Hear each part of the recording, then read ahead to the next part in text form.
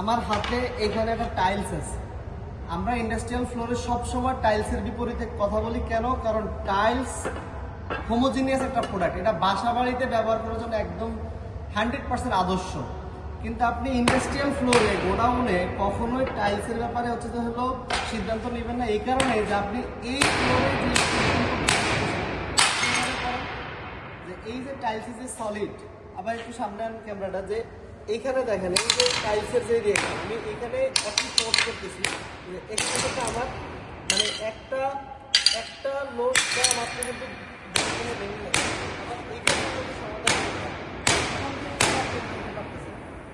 তার মানে হচ্ছে যে হলো ইন্ডাস্ট্রিয়াল ফ্লোরিং সলিউশনের জন্য আপনি কোনোভাবেই টাইলসের সিদ্ধান্ত নিতে পারেন না। কারণ হচ্ছে যে টাইলস পুরাপুরি হচ্ছে যে হলো একটা মানে রেসিডেন্সিয়াল প্রোডাক্ট বা বাসা বাড়ির জন্য একটা আদর্শ প্রোডাক্ট।